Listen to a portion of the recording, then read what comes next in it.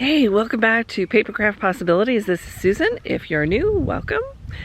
I am out of the office, as you can see today. I'm out of the craft room, and I am in Texas, kind of in the middle of nowhere. There's a little town, but it's growing, they tell me.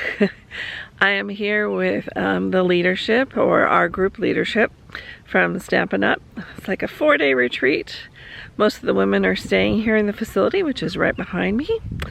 I am with my husband, so we're staying at a local hotel.